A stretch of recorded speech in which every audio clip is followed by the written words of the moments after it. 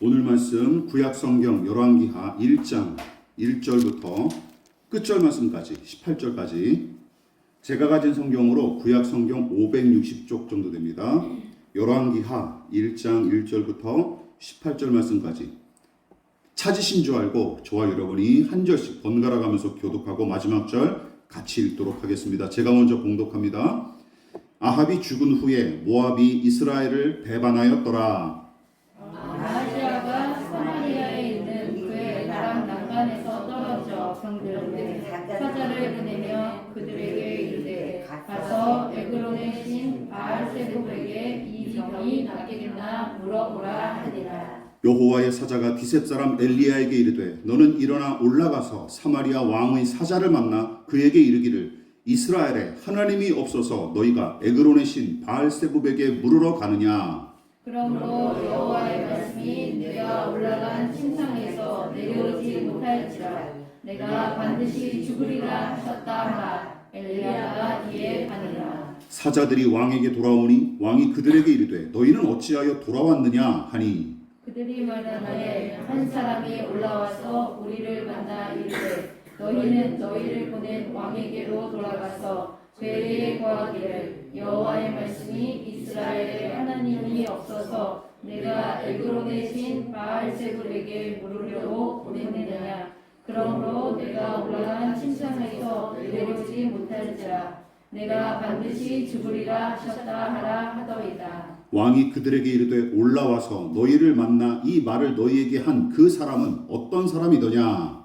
그들이 그에게 대답하되 그는 허리 많은 사람인데 허리에 가죽띠를 띠었더라 하니 왕이 이르되 그는 디셉 사람 엘리야다. 이에 50부장과 그의 군사 50명을 엘리야에게로 보내매 그가 엘리야에게로 올라가 본즉 산 꼭대기에 앉아 있는지라 그가 엘리야에게 이르되 하나님의 사람이여 왕의 말씀이 내려오라 하셨나이다.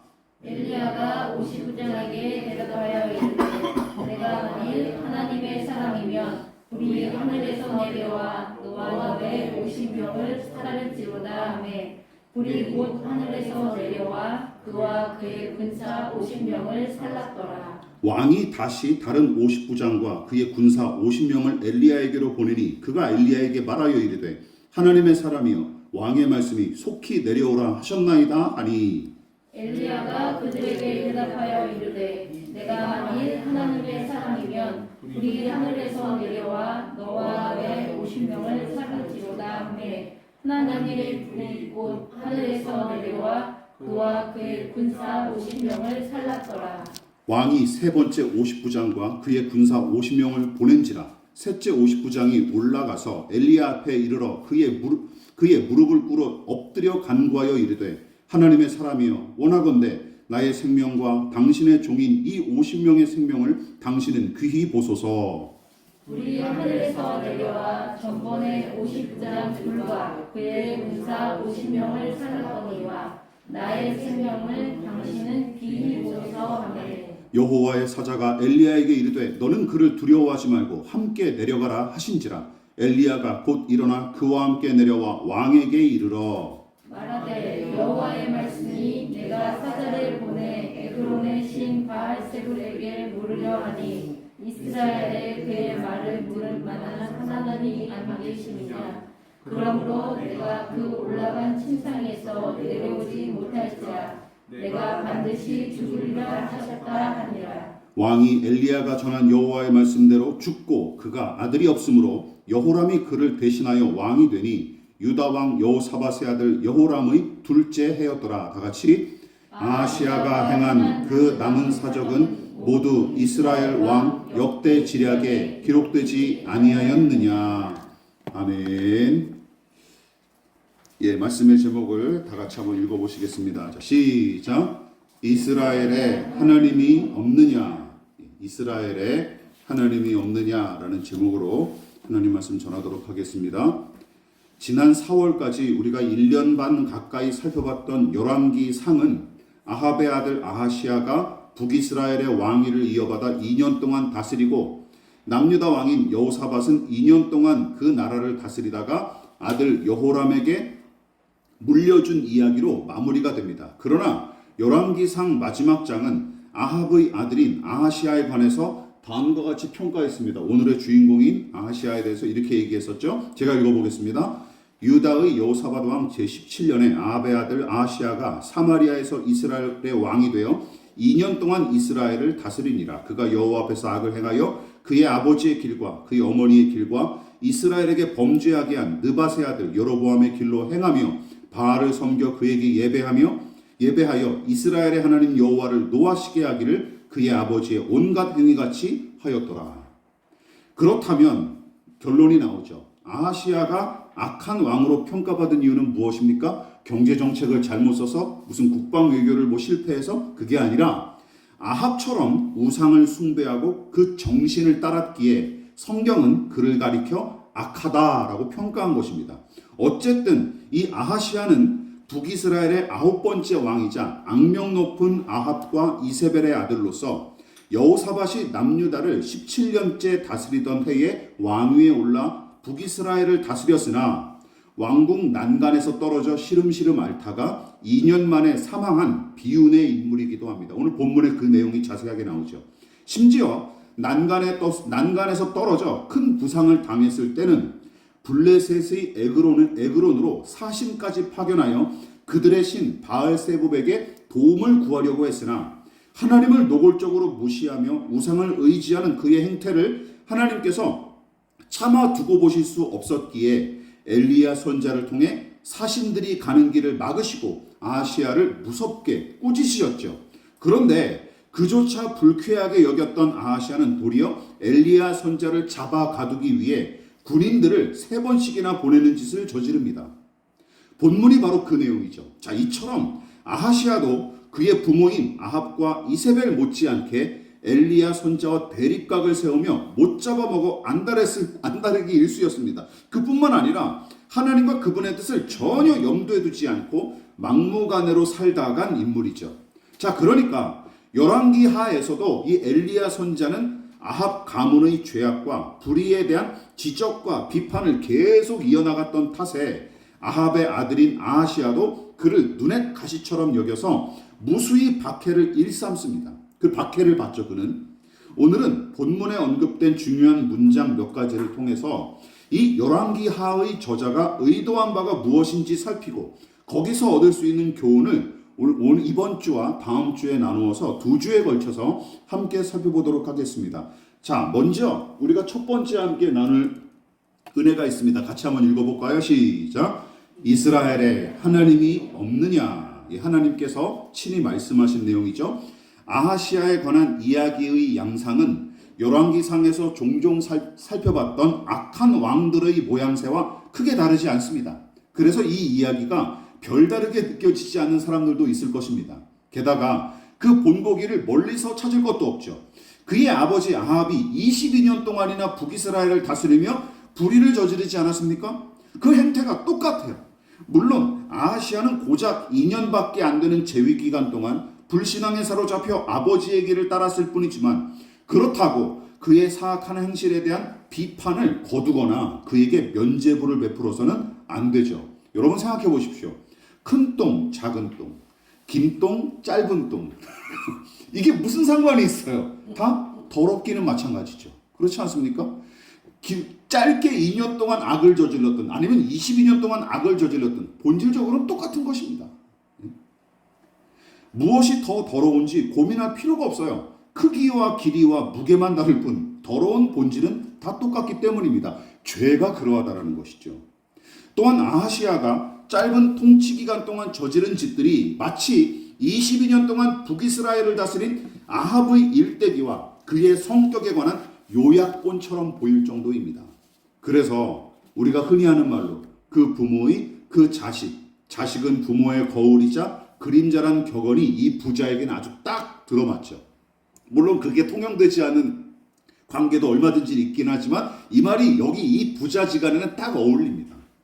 그나마 아합이 다스릴 때 장점이 있었어요. 뭐냐면 강력한 중앙집권 체제를 기반으로 아람과의 전쟁에서 승리하는 등 주변의 이방 민족들한테 만만하게 보이지는 않았다라는 얘기죠. 그래서 북이스라엘 아합이 다스릴 때는 이방 민족들이 함부로 건드리지는 않았어요. 그런데 열왕기하 1장부터 암울한 이야기부터 시작하죠. 아하시아가 즉위하자마자 무슨 일이 벌어져요? 모압 족속이 이스라엘에게 반기를 들었다는 기록으로 암울하게 시작을 합니다. 1장 1절이 바로 거기서 나오죠. 게다가 아하시아는 다락방 난간에서 떨어져 크게 다쳐 몸져 누웠고 제몸 하나 추스르기 어려운 상태에 놓여 나라를 다스릴 여력조차 별로 없었던 것 같아요. 그야말로 엎친 데 덮친 격입니다. 자, 이쯤 되면 누군가는 야, 이렇게까지 고난을 겪었으니 이제 아하시아가 바짝 낮아져 하나님을 찾겠구나 하고 생각했겠지만 이미 우리가 여러 번 살펴봤다시피 고난을 겪는 모든 사람이 절로 겸손해지거나 저절로 하나님을 찾는 것은 아닙니다. 그렇지 않습니까? 국력은 점점 기울어져 가고 다친 몸을 회복하기가 어려워서 아하시아가 하나님을 찾기는커녕 무슨 짓을 저질러요? 블레셋 땅에 속한 에그론의 신 바알세봇부터 찾는 이 아하시아를 보십시오.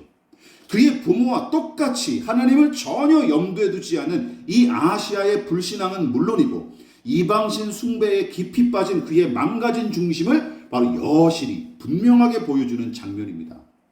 안타까운 일이죠. 하나님의 나라, 하나님이 세우신 왕이 하나님을 섬기지 않고 오히려 다른 신을 찾고 있는 꼬락서니를 보십시오. 오죽하면 하나님께서 당신의 사자를 통해 엘리야에게 이렇게까지 한탄하셨을까요? 같이 읽어볼까요? 시작.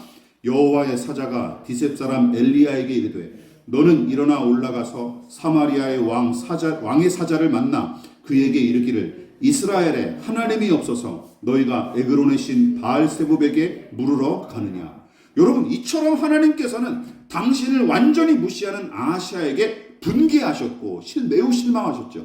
그리고 곧이어 엘리야를 불러서 말씀하신 후 당신의 뜻을 그에게 전달하도록 시키셨는데 정작 이 모든 사달의 원흉인 아하시아 왕은 도리어 어떤 조치를 취합니까? 엘리야를 잡아오게끔 칼과 창을 든 군사들을 3번씩이나 보냈고 심지어 1차와 2차로 파견됐던 군사들은 죄다 엘리야 앞에서 몰살당하는 참극을 겪죠. 자, 이 부분에서 주목할 점은 무엇입니까? 예, 저는 예전에 이 설교를 들을 때 기억나요. 기도원인가 어디서 아니면 제가 처음 섬겼던 교회에서든지 어떤 목회자들은 이런 식으로 얘기를 하죠. 엘리야한테 덤겼다가 다 죽임당한 꼴을 보라. 하나님의 종을 무시하고 깔보면 이와 같은 꼴을 당하게 될 것이다. 조심하십시오. 그래서 이제 목사한테 함부로 덤비지 말라는 식으로 이 본문을 자주 인용해 쓰거든요. 몇 번 들었던 설교입니다. 하나님의 종을 무시하고 깔보면 이 같은 꼴을 못 면하게 될 것이다 하고 으름장을 놓으며 협박적으로 설교했겠지만 제가 우선 주목하는 인물은 엘리야가 아니라 내내 완고하고 완악하기 짝이 없는 바로 본문의 주인공 아하시아입니다. 왜냐하면 그의 결정과 행동이 매우 이상하게 보이기 때문이죠. 그러니까 이런 의구심이 들 수 있습니다. 잘 들어보십시오. 아니, 하나님께서 이렇게까지 2번씩이나 무섭게 51명씩 대장까지 포함해서 51명씩 이렇게 무섭게 징계하고 심판하셨는데도 그 일을 직접 보고 들었음에도 불구하고 돌이켜 회개하기는커녕 오히려 한 번 더 군사들을 보낸다고? 살아계시고 심판하시는 하나님에 대한 증거가 이렇게 분명하게 나타났는데도 고집을 피우는 게 이해가 잘 안 된다 라고 생각하는 분들이 계실 거예요. 제가 그랬거든요, 옛날에. 아니, 이거 이렇게 목격하고도 하나님을 안 믿는다고? 희한하다 라고 생각해요, 젊었을 때. 여러분의 생각은 어떠하십니까? 그러나 이해하기가 어려운 문제는 아니에요. 우리는 이미 불신앙에 사로잡힌 죄인의 상태와 그 생리에 관해 여러 차례 성경의 교훈을 나눴었고 그 누구보다 아하시아의 아버지인 아합의 이야기에서 그 사례를 진즉부터 살필 수 있었습니다. 여러분 기억하십니까? 제가 아합에 대해 다윗과 솔로몬 못지않게 놀라운 이적과 기적을 직접 목격하고 체험한 왕, 하나님의 놀라운 기적과 은혜를 누구보다 많이 체험한 왕이 다윗과 솔로몬 못지않게 이만큼 체험한 왕이 도대체 어디 있습니까? 열왕기 상하를 통틀어서 드물어요. 그런데 어떤 일이 있었습니까? 이 사람이 이렇게 많은 은혜를 체험하면서도 오히려 여러분 극심한 곤경에 처하여 오랫동안 고통을 당했을지라도 또 보십시오. 이 모든 놀라운 은혜를 체험하면서도 이 사람은 변화되지 않았지 않습니까? 완고하게 제 고집을 꺾지 않았어요. 하나님 앞에 돌이켜 회개할 생각조차 하지 않고 완고하고 완악한 인물임을 지적했습니다. 이게 아이러니하죠. 하나님께서 엄청난 기적을 그 앞에 몇 번씩이나 엘리야를 통해 펼쳐 보이시고, 그리고 아람과의 전쟁에서 자기가 직접 하나님의 사자를 통해 하나님의 계시를 듣고 승리하지 않았습니까? 그런데 이런 은혜를 잊고서도 이 사람은 하나님을 절대 섬긴 적이 없어요. 이상하죠. 우리가 늘 기도하는 게 뭡니까? 하나님, 제 앞에 한 번만 나타나 주세요. 그럼 제가 더 잘 믿을게요. 하나님, 저에게 음성 한 번만 들려주세요. 그럼 제가 하나님을 철석같이 믿겠습니다. 라고 얘기하지 않습니까? 그런데 이 기도 자체가 모순이라는 것을 아합과 아하시아가 분명히 보여주고 있는 거예요. 여러분, 보여주고 들려준다고 믿음이 생기는 게 아닙니다. 믿으십니까? 믿음이 생기는 다른 차원의 얘기라는 거예요. 성경이 그것을 보여주고 있는 것이죠. 여러분, 아까 말씀드렸듯이 더 정확하게 죄인은, 잘 들어보십시오. 아무리 놀라운 기적을 체험하고 성공과 안락을 얻을지라도 반대로 아무리 극심한 곤경에 처하여 오랫동안 고통을 당할지라도, 이 부분이 중요합니다. 사람의 마음을 아시고 그의 마음을 친히 주관하시는 하나님의 감화 없이는 변화와 돌이킴이 불가능합니다. 기적을 체험했다고 기계적으로 회심하는 게 아니에요. 믿으십니까? 그 사람을 변하게 하시는 분은 누구시다? 하나님이 변하게 하셔야 변하는 거지, 뭘 들이밀었다고 되는 게 아니라는 것이죠. 그게 고난이든 아니면 축복이든 마찬가지입니다. 축복을 받았다고 믿음을 얻었다거나, 고난에 처했다고 저절로 믿음이 생긴다거나, 그런 거 없다라는 거예요. 그래서 바울은 출애굽기에 등장하는 바로 왕의 사례를 들어 다음과 같이 로마서에서 정리했습니다. 중요한 내용이니까 같이 읽어보겠습니다. 시작. 성경이 바로에게 이르시되 내가 이 일을 위하여 너를 세웠으니 곧 너로 말미암아 내 능력을 보이고 내 이름이 온 땅에 전파되게 하려 함이라 하셨으니, 그런즉 하나님께서 하고자 하시는 자를 긍휼히 여기시고 하고자 하시는 자를 완악하게 하시는지라. 어떤 사람이 고집을 꺾지 않는 것이 그의 의지나 결정일 수도 있지만, 그 배후에서 주관하시는 분은 누구라는 거예요? 하나님이시라는 것이죠. 여러분들이 뭔가 말씀을 듣고 아니면 예배를 드리다가 어떤 환상과 예언을 체험하고 하나님을 꿈속에서 보셨습니까? 하나님을 꿈속에서 본 사람이 다 회심했으면 우리나라 한 절반 이상은 다 교회로 와야죠. 근데 그렇지 않잖아요. 여러분, 하나님께서 모세를 통해 이집트 전역에 10번씩이나 재앙을 내리셨는데도 정작 바로는 제 고집을 꺾지 않고 하나님 앞에 굴복하기는커녕 끝까지 모세와 이스라엘 백성을 괴롭히지 않았습니까? 바로만이 아닙니다. 심지어 사울과 솔로몬도 처음에는 신실한 태도로 하나님을 섬겼다가 훗날에는 도무지 이해하기 어려울 정도로 변질했던 그런 이야기를 떠올려 보십시오. 게다가 두 사람은 헤아리기가 힘들 정도로 큰 은혜와 복을 누린 사람들이고, 끊임없이 선지자들을 통해 말씀을 전해 들었는데도 탐욕과 교만에 사로잡힌 마음을 돌이키기는커녕 완고한 태도로 일관하다가 인생을 마치지 않았습니까? 솔로몬과 사울 말이죠. 여기서 염두에 둘 점은 이것입니다. 여러분, 여호와 하나님을 대적하고 완고한 마음으로 일관했던 바로와 무수한 이방 제국의 통치자들, 그리고 사울과 솔로몬, 그리고 본문의 아합과 아하시아 같은 적자들이 완악하게 제 고집대로 살다 갔지만, 중요한 것은 무엇이냐? 이 내용이 중요합니다. 저들의 불의와 불신앙과 상관없이 하나님의 계획과 그 뜻은 항상 성취되었고 회방받은 적이 없습니다. 그리고 어떤 상황에서도 그분의 권능과 영광은 완연하게 드러났던 사실을 우리는 기억하고 안심해야 됩니다. 하나님 걱정하지 마십시오. 하나님은 알아서 하십니다. 믿으십니까?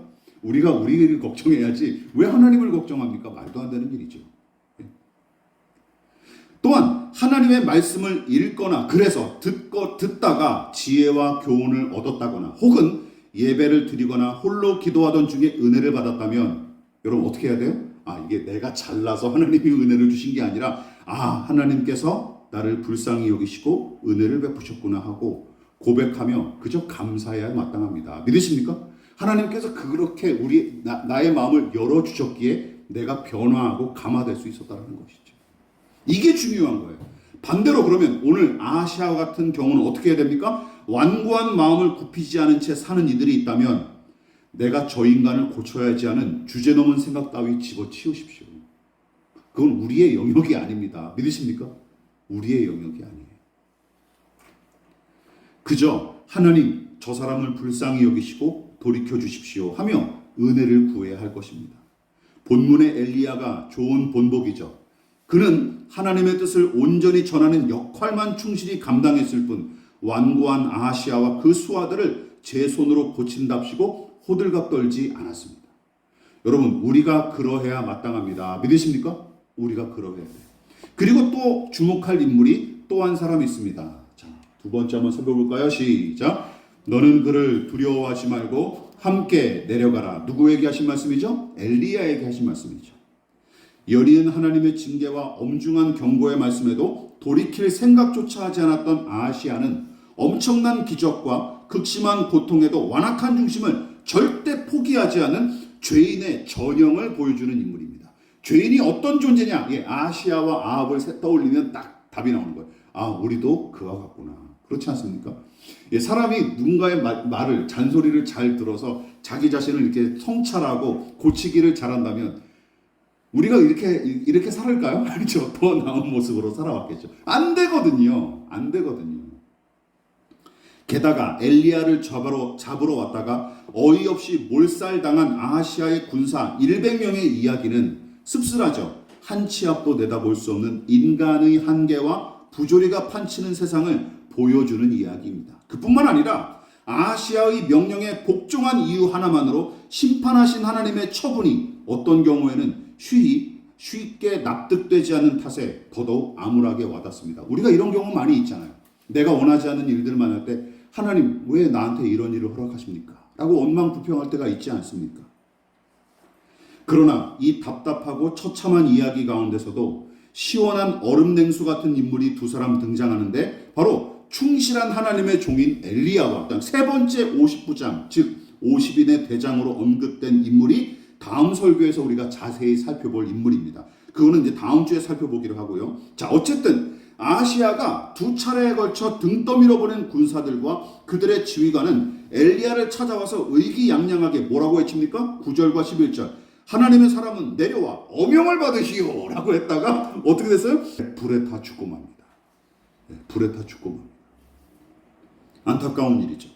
이 부분에서 어떤 사람들은 하늘에서 내린 불로 아하시아의 군사들이 다 타 죽은 일이 마치 엘리야 개인의 경건에서 비롯된 일이라거나 아니면 그가 무슨 신통력을 발휘한 것처럼 무슨 성령 충만해가지고 엘리야가 이렇게 하늘에서 불을 떨어뜨린 것도 무슨 이 사람이 성령의 강력한 능력을 힘입어서 자기 경건의 능력으로 이렇게 쓰러뜨린 줄 알고 있어요. 그거 아닙니다. 여러분, 본문의 이 일은 전적으로 하나님의 소관이었음을 분명하게 보여줘요. 이게 중요합니다. 자, 우선 아하시아가 바알세붑의 신탁을 받기 위해 뻘짓을 저지르려고 할 때 엘리야가 저 스스로 눈치를 채고 하나님의 심정을 대변했습니까? 아니에요. 엘리야는 이 상황이 어떻게 돌아가는지 아무것도 몰랐어요. 오히려 하나님께서 엘리야에게 이 상황이 어찌 돌아가는지 먼저 알려주셨고 아하시아에게 당신의 불쾌한 심정을 전하며 경고하게끔 조치하신 분도 누구십니까? 하나님이시죠. 엘리야가 스스로 찾아서 낸 일이 아니에요. 엘리야가 무슨 스파이더맨처럼 영적인 레이더가 달려가지고 찌릿찌릿해가지고 야, 아하시아가 지금 엉뚱한 짓 하고 있구나 해가지고 달려간 게 아니에요. 하나님이 시켜서 하신 일이에요. 엘리야가 군사들에게 불을 내렸을 때도 마찬가지입니다. 여유롭고 자신만만한 태도로 심판의 메시지를 전한 게 아니에요. 3차 파견대장이 엘리야에게 자신과 부대원들을 불쌍히 여겨주기를 간청했을 때 하나님의 사자가 엘리야에게 건넨 말이 그 힌트를 줍니다. 자, 어떤 말을 했습니까? 같이 읽어볼게요. 시작. 여호와의 사자가 엘리야에게 이르되 너는 그를 두려워하지 말고 함께 내려가라 하신지라. 여러분, 이 구절이 의미하는 바가 무엇입니까? 크게 두 가지예요. 첫 번째, 아하시아가 3번씩이나 군대를 보내면서까지 위협했을 때 산전수전 다 겪은 이 걸출한 선지자 엘리야조차도 뭐 했다는 얘기예요? 두려워 떨었다는 사실을 방증합니다. 두려워 떨었다는 거예요. 그러니까 천사가 뭐라 그러는 거예요? 야, 안심해라. 안심하고 같이 따라가라. 저 세 번째 대장을 따라가라. 라고 명령한 것이죠. 또한 하나님께서 바알세불의 도움을 받으려던 아하시아의 일을 엘리야에게 알리신 후 그가 왕 앞에 나아가 경고의 메시지를 전하게끔 친히 명령하셨던 것처럼 이것도 불을 내린 것도 어떤 것이다? 함부로 덤벼든 군사들에게 불의 심판을 내리고 마지막으로 찾아온 군사들을 또한 순순히 돌려보내는 일도 엘리야가 임의대로 결정한 일이 아니라 전적으로 하나님의 명령에 따라 감당한 게 틀림없습니다. 믿으십니까? 문맥상 딱 이게 어울려요. 엘리야는 세 번씩이나 찾아오는 군사들에게 위협을 느꼈고 두려워했습니다. 그리고 이 사람들을, 이 찾아오는 군사들을 어떻게 처리해야 될지 여호와의 사자가 그때마다 알려준 게 틀림없어요. 자기가 화가 나 해가지고 두 번째 찾아온 군사들에게 불을 내리자 이렇게 하고 세 번째는 야 불쌍하니까 봐주자 이렇게 한 자기 임의대로 한 게 아니다라는 것이죠. 이게 중요합니다. 그러니까 여기서도 엘리야는 하나님의 종답게 순종했을 뿐이고 하나님은 엘리야의 순종을 통해 당신의 뜻을 나타내십니다. 혹시 여러분은 제가 본문의 엘리야를 여전히 사람과 세상을 두려워하며 벌벌 떠는 바보 천치, 아직도 하나님께서 친히 격려하셔야 겨우 움직이는 어린애 같은 사람으로 욕한다고 생각하십니까? 아닙니다. 저는 오히려 더 반대예요. 그를 칭찬하고 있는 거예요. 그래서 어떤 분들은 이런 생각을 가지고 어떤 신자가 믿음이 강하고 성령으로 충만하며 예수님을 쏙 빼닮았다면 두려움과 공포의 감정은 물론이고 의심과 절망 따위는 그에게 얼씬도 못할 걸로 믿으십니까? 여러분, 성경은 그런 믿음 같지 않은 믿음을 가르친 적이 없습니다. 아시겠죠? 성경은 그렇게 가르친 적이 없어요. 스멀스멀 피어나는 부정적인 감정을 완전히 제거하고 사는 사람은 아예 존재하지 않습니다. 믿으십니까? 그건 인간이 아니죠. 사이보그나 산신령이죠. 성경에 등장하는 위대한 믿음의 사람들도 마찬가지예요. 불안, 염려, 공포, 슬픔, 의심, 분노 등과 상관없이 매사에 의연하게 대처했던 인물들이 있었다면 여러분 저한테 얘기해 주십시오. 제가 다시 한번 성경을 확인하겠습니까? 제가 기억하고 본 바로는 아무도 없어요. 예, 물론 아주 짧게 한두 구절 정도로 소개된 믿음의 사람들 이외에는 아무도 없습니다. 기억하십시오. 성경이 하나님을 기쁘시게 한 인물로 손꼽혔던 신자들은 불안과 염려와 공포와 슬픔과 의심을 끌어안고서도 하나님의 뜻에 순종한 사람들이었던 거예요. 믿으십니까? 그럼에도 불구하고 순종했던 사람들이지 그걸 다 거세해놓고 순종했던 사람이 아니에요. 없애버리고 순종한 사람이 아니다라는 것이죠. 그들이 겪은 부정적인 감정과 샘솟는 의심이 도리어 더 큰 확신으로 향하는 관문이었고 또 더 가까이 하나님의 얼굴을 마주하도록 돕는 디딤돌이었음을 명심하십시오. 의심과 불안이 오히려 디딤돌이자 관문이었다라는 것이죠. 더 넓은 믿음의 지경으로 나아가는, 더 깊은 믿음의 바다로 나아가는 관문이었다라는 겁니다. 믿으십니까? 여러분, 100% 확신하는데 뭘 더 배웁니까? 100% 무슨 의심이 없는데 뭘 더 배우거나 깊이 있게 나아갈 수 있겠습니까? 여기가 끝인데? 그렇지 않습니까? 그렇죠? 여러분 보십시오. 엘리야를 잡으러 왔던 군사들의 사례도 그 사실을 잘 보여주는데 여러분 그에 관한 통찰과 교훈은 우리가 다음번 설교에서 좀 더 상세하게 다뤄보십시다. 자, 어쨌든 아무 생각 없이 무턱대고 믿어버리는 맹종이나 맹신은 기억하십시오. 성경에서 요구하고 가르치는 순종의 신앙과 아무런 관계가 없습니다. 구별하셔야 돼요. 성경이 요구하는 순종과 맹신은 같은 게 아닙니다. 그걸 구별하셔야 돼요. 여러분, 다윗의 이야기가 이쯤에서 필요합니다. 다윗은 하나님의 마음에 합한 자로 칭찬을 받은 사람이고 누구보다 많은 은혜를 받아들였던 인물이었지만 여러분 어려운 일을 만나 고통당할 때는 두려움에 떨며 어린애처럼 하나님께 매달리는 날이 허다했던 인물이었고 샘솟는 원망과 불평과 의심과 절망을 매번 토해 넣기 일쑤였습니다. 그의 인생이 그랬어요. 예수께서 십자가에 달려서 돌아가실 때 인용하셨던 시편 22편이 바로 다윗이 쓴 시편 아닙니까? 시편 22편 1절 같이 읽어볼게요. 시작. 내 하나님이여 내 하나님이여 어찌 나를 버리셨나이까? 어찌 나를 멀리하여 돕지 아니하시오며 내 신음소리를 듣지 아니하시나이까? 여러분, 이 기도가 강한 확신과 감사만 가득한 내용으로 보이십니까? 국어 공부 다시 하셔야죠. 그러면 아니지 않습니까?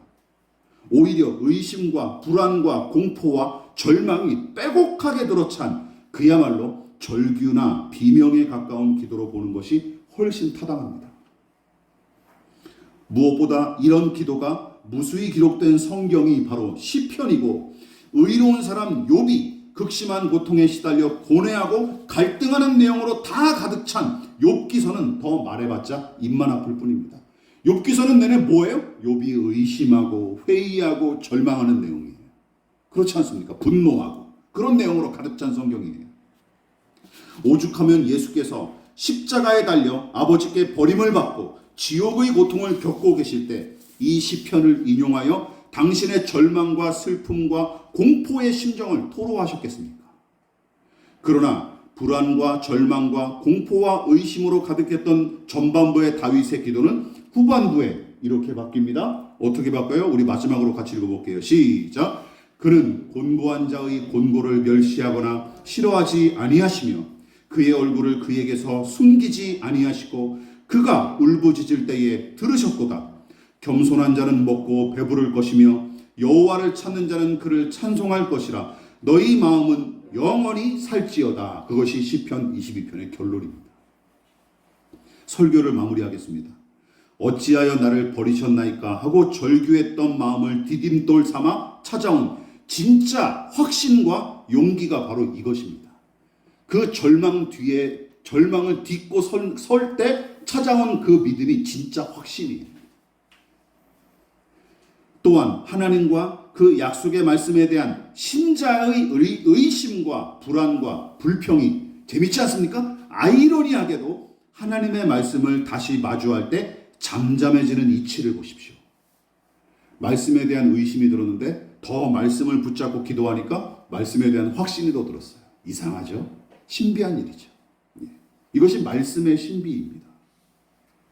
그래서 3번씩이나 찾아온 군대의 위협에 두려워 떨었던 엘리야였지만 다시금 천사를 통해 들은 하나님의 말씀을 마주한 뒤에는 어떻게 합니까? 아시아를 직접 만나 용감하게 심판의 메시지를 전할 수 있게 되죠.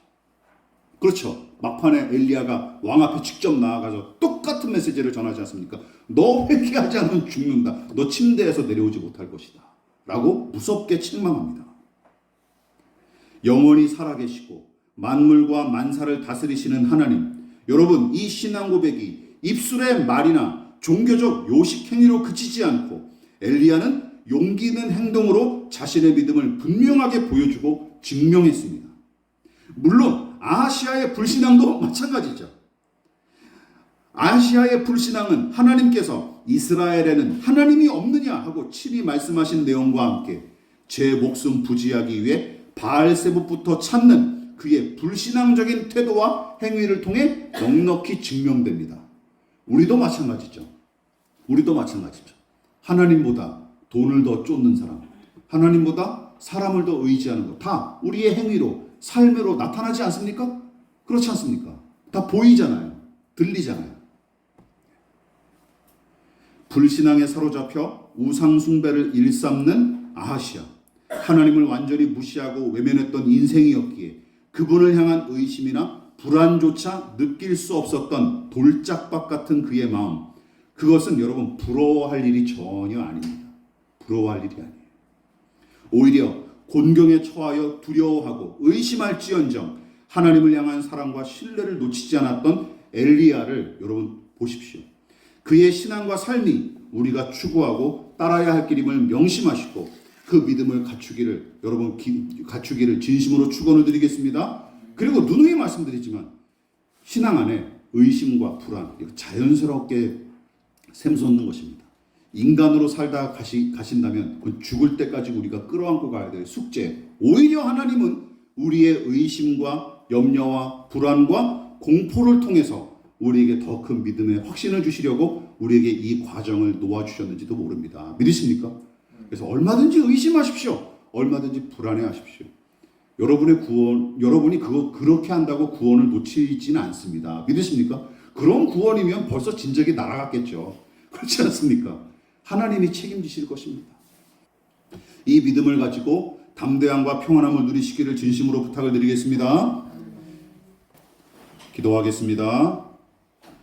지금은 우리를 위하여 십자가에 몸버려 피를 돌아가신 예수 그리스도의 한량없으신 은혜와 하나님 아버지의 지극하신 사랑하심과 성령 하나님의 영원한 사귐이 전능하시고 완전하신 하나님의 다스림 안에 살고 있음을 확신하는 믿음으로 겸손히 머리 숙인 사랑하는 성도들의 머리 위에 저들의 가정과 직장과 사업장과 학업과 장래 가운데 이 나라의 민족과 한국교회와 저 북녘의 동포들과 세계와 열방 가운데 지금부터 영원히 함께 하시기를 간절히 축원하옵나이다. 아멘.